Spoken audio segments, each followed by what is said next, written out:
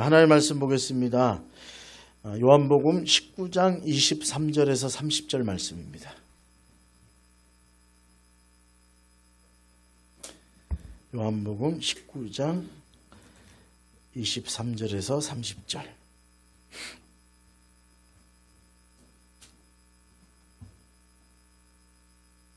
교독하도록 하겠습니다.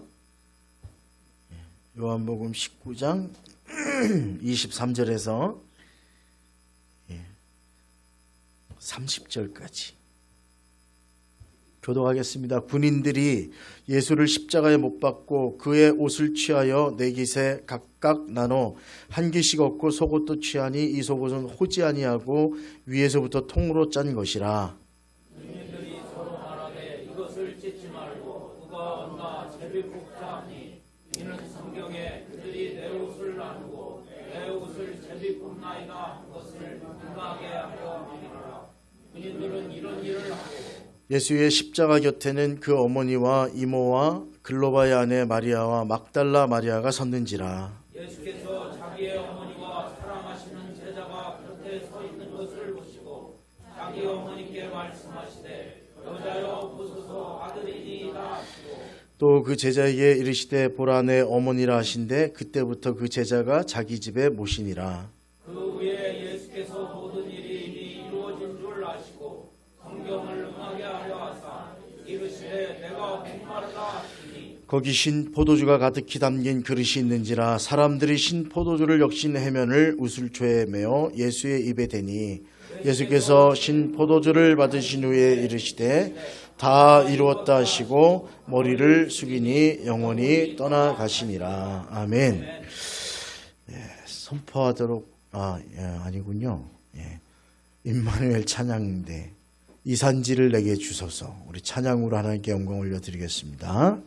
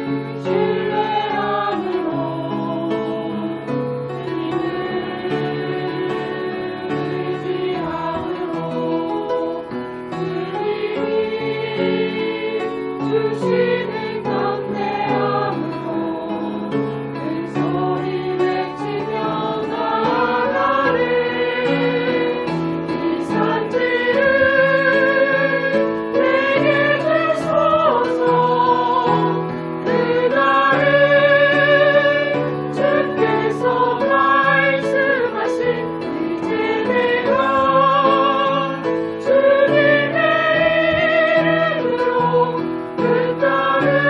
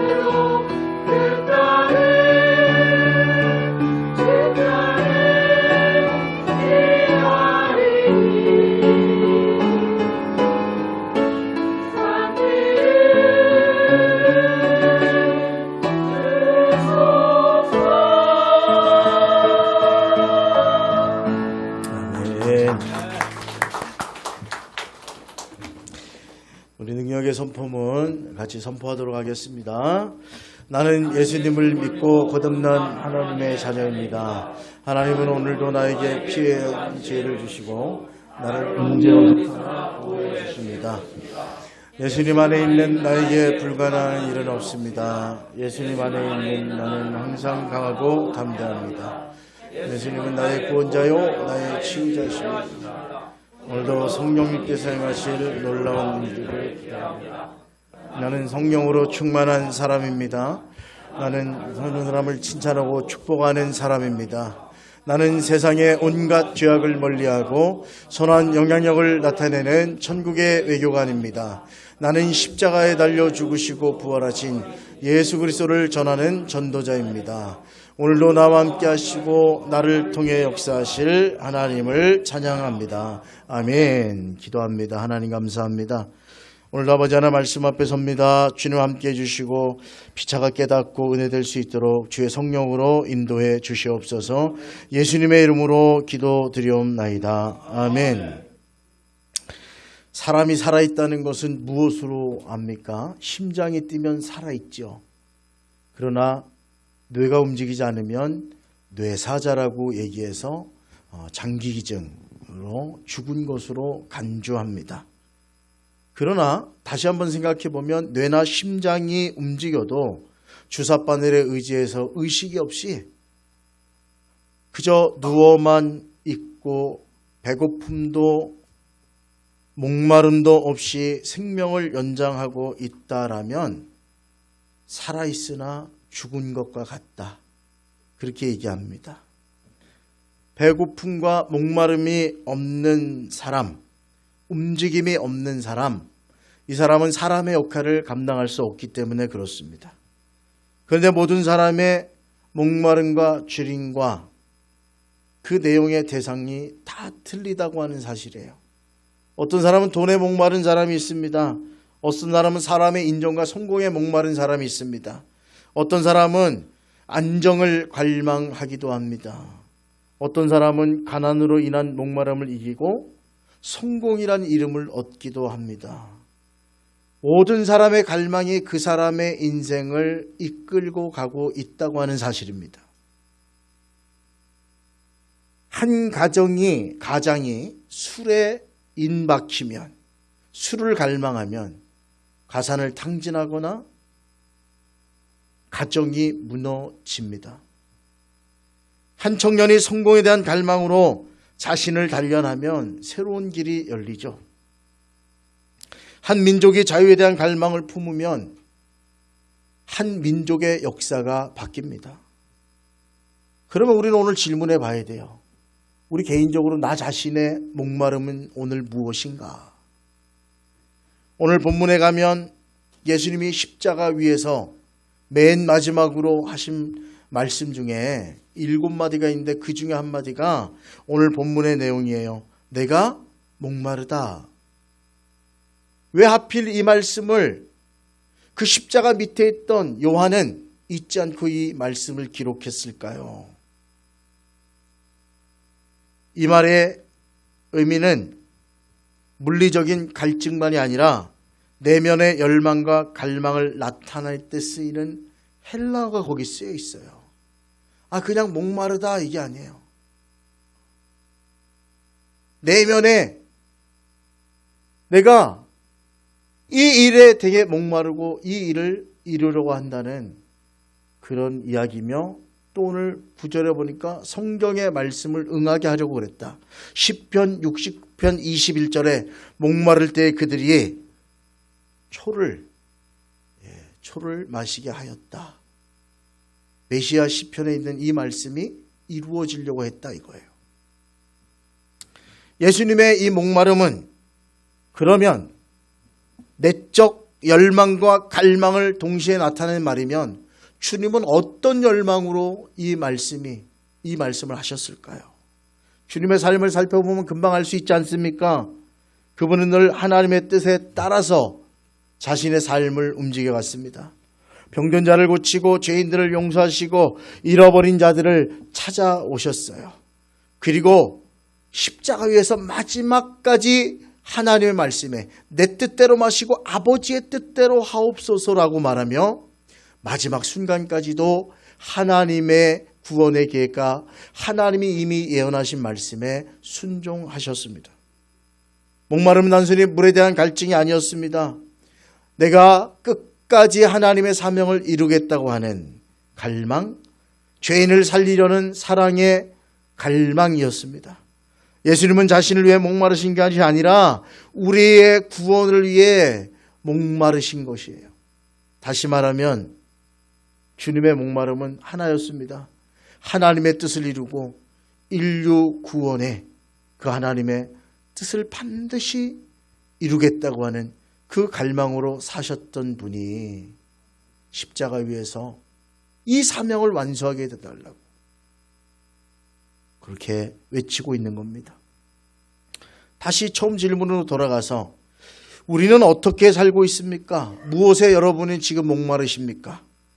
여러분의 삶을 들여다보면 답이 나옵니다. 무엇을 가장 많이 생각하는지, 무엇 때문에 기쁘고 분노한지, 무엇을 위해 시간을 쓰는지 보면 우리 인생의 목마름이 거기에 나타나 있습니다. 하나님보다 나 자신을 더 갈망하진 않습니까? 진리보다 세상의 이익을 더 갈망하진 않습니까? 정의보다 편안함을 더 갈망하지 않습니까? 그렇다면 우리는 살아있지만 어쩌면 잘못된 곳에 목마른 삶, 살아있으나 실상은 죽음을 향해 가는 삶을 살고 있는지도 모릅니다. 그러나 성경의 사람들은 달랐죠.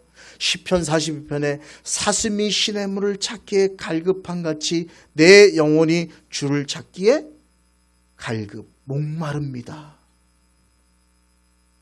아모스 선지자는 이렇게 얘기했어요.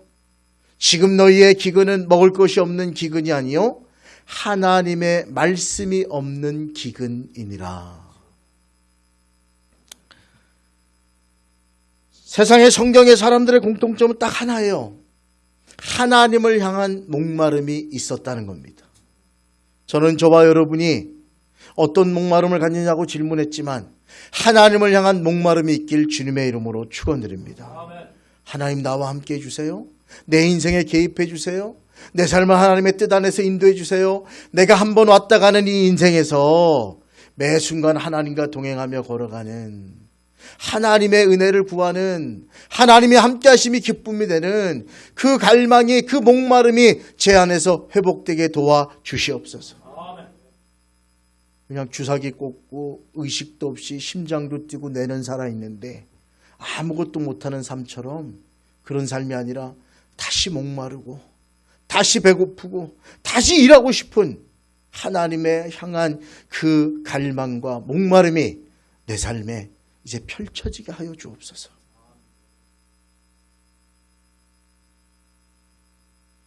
그러면 우리는 오늘 한번 생각해 봐야 됩니다. 지금 내 목마름은 무엇일까? 하나님 나라와 의를 향한 목마름일까? 아니면 잠깐 없어질 세상의 목마름일까? 저는 희망하기는 주일날 이 예배 자리에 올라왔다는 건 그렇잖아요. 주님을 향한 목마름이 있어서 올라온 줄 믿습니다. 하나님이 나와 함께 해주시고 나를 붙들어 주시고 내 삶을 의미 있는 살아있는 참된 삶에 그 삶으로 인도해 주실 것이라고 믿고 또 하나님과 동행하려고 하나님 은혜 받으려고 하나님의 함께 하심을 누리려고 온 줄로 믿습니다. 옆 분들하고 인사 한번 하시죠. 잘 오셨습니다.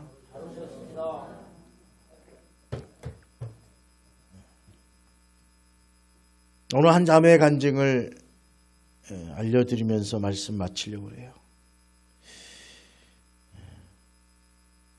천정민 장로님이 생각나더라고요. 이름이 천정은 자매예요. 이렇게 썼습니다. 상당히 긴데 제가 줄였어요. 간증 한 30분 한 것 같은데 제가 5분으로 줄였습니다. 저는 피아노를 전공하며 늘 그 일만 하며 살 줄 알았습니다. 그런데 30대에 들어서면서 전공과 전혀 관계없는 일까지 맡게 되었고 사람들의 부탁을 거절하지 못한 채 늘 뛰어다니며 살았습니다. 의리를 중요하게 여기며 손해를 감수하고 도와줬지만 이상하게도 돌아오는 것은 배신과 상처뿐이었습니다. 그때 제 마음에는 나는 왜 이렇게 사는 걸까? 정말 무엇을 위해 사는 걸까 하는 물음표가 생기기 시작했습니다. 그러던 중 힘들 때마다 늘 연락해 주던 언니가 있었습니다. 그 언니는 예전에 복음을 전하다가 저에게 10년 가까이 핍박까지 받은 사람이었는데 제 마음이 무너질 때마다 꼭 연락이 왔습니다. 처음에는 우연이라 생각했지만 나중에는 하나님이 제 마음의 문을 두드리시는 손길인 것을 깨달았습니다. 그러다 경기도 광주에 갔다 친구 어머니의 권유로 병원 검사를 받게 되었는데 뜻밖에도 유방암 4기라는 진단을 받았고 이미 뼈와 폐까지 전이된 상태였고 항암 치료는 너무나 고통스러웠습니다. 머리카락이 빠지고 구토 통증이 이어지자 저는 절망 가운데 정말 하나님이란 분이 살아 계시다면 저를 이렇게 비참하게 두지 마시고 차라리 데려가 주세요라고 울었습니다. 근데 그 고통 속에서도 하나님은 저를 계속 찾아오셨습니다. 언니가 전해준 전도 책자를 읽다가 하나님을 마음에 두기 싫어하고 자기가 주인 되려 한 죄라는 말을 보는 순간 제 마음이 무너졌습니다. 아, 내가 죄인이었구나. 내가 내 인생의 주인이 되려고만 했구나. 그 자리에서 눈물로 회개하고 예수님을 마음의 주인으로 모셔야 한다는 사실을 깨달았습니다. 그 후 서울에서부터 저를 전도한 언니가 있는 지방에 있는 교회까지 매주 어머니의 눈을 피해 나가기 시작했습니다. 전날까지도 교인이라고 하면 보기 싫었던 사람들, 예배라고 하면 이해되지 않았던 그 자리에 제 마음이 변한 후 모든 것들이 달라 보였습니다. 찬양과 말씀 속에서 눈물이 멈추지 않았고 저는 그 자리에서 부활하신 예수님을 제 마음의 주로 영접했습니다. 그 순간부터 제 인생이 달라졌습니다. 암은 더 이상 절망이 아니라 하나님을 만나게 한 선물이 되었고 죽음은 두려움이 아니라 천국에 대한 소망이 되었습니다. 놀랍게도 6개월 만에 제 몸의 암세포들이 모두 사라졌다 하였습니다. 물론 이제 유방을 도려내서 도려낸 부분과 수술한 팔 한쪽이 조금 불편하고 커다란 흉터가 가슴에 남았지만 제게는 이 흉터는 예수님을 만나게 해준 최고의 소중하고 자랑스러운 훈장입니다. 사람은 누구나 한 번은 죽잖아요. 하지만 그게 끝이 아니라 시작이더라고요. 처음 암에 걸렸다는 말을 들었을 때 큰 충격을 받았어요. 그런데 제 인생에서 가장 대단한 사건은 암에 걸려 죽을 뻔한 것이 아닙니다. 그동안 예수님을 모른 채 살아왔던 것과 예수님이 부활하심으로 인해 암덩이로 뒤덮인 몸보다 더 병들었던 제 영혼이 구원받았다는 것입니다. 죽음 앞에 서 보았더니 죽을 때 가져갈 수 있는 것들이 하나도 없더라고요. 심지어 지금 눈에 보이는 이 육체도 다 벗고 가는 거잖아요. 자연스럽게 세상 욕심이 끊어졌어요. 그러니까 예수님과 천국을 선명하게 볼 수 있었습니다. 살면서 머릿속에 늘 가던 물음표가 드디어 딱 하나의 느낌표로 정리되었습니다. 저는 이 세상 욕심 따라 살지 않고 하나님의 나라와 그의 의를 구하며 살고 싶습니다. 예수님을 만난 인생은 물음표가 아니라 이것이다 라고 하는 느낌표가 되기 때문입니다. 오늘 주님은 십자가 위에서 말씀하셨어요. 내가 목마르다. 그분은 우리의 구원을 위해 목이 마르셨어요. 그 길을 가셨어요. 그 자리에 서 있었어요.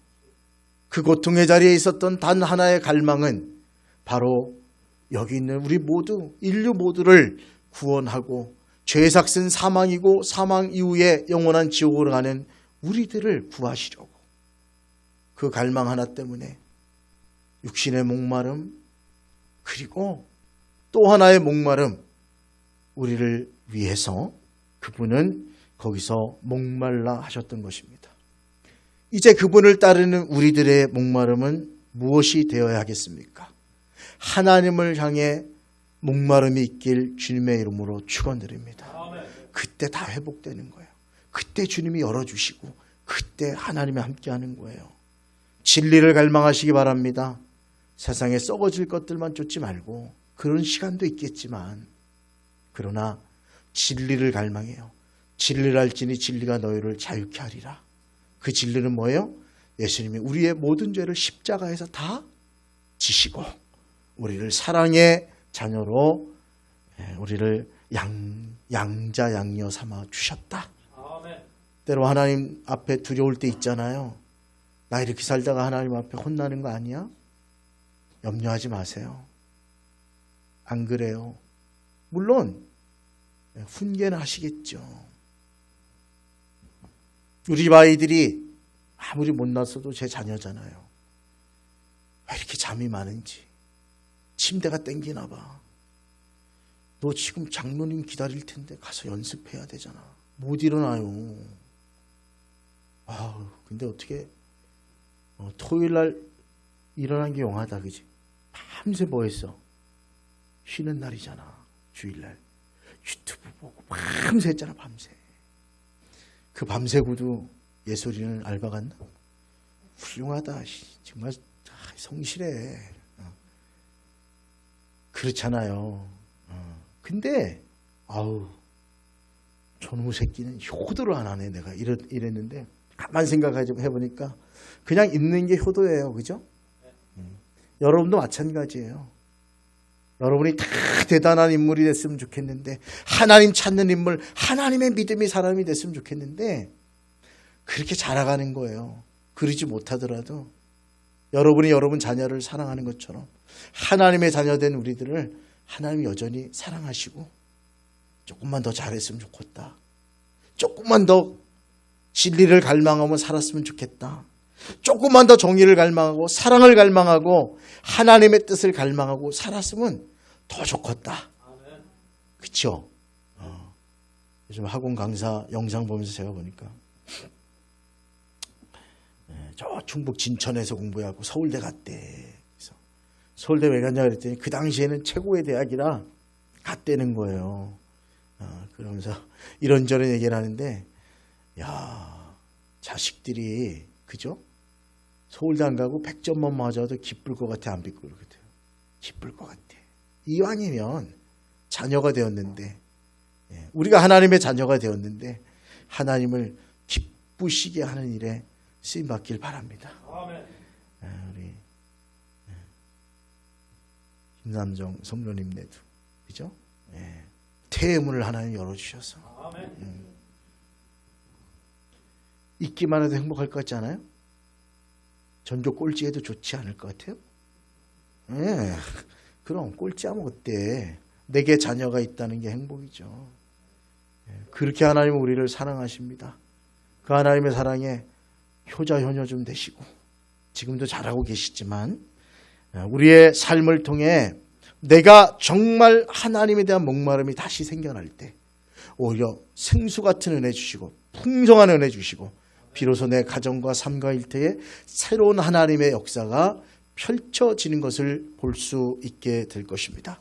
그런 저와 여러분 모두가 될 수 있기를 주님의 이름으로 축원드립니다.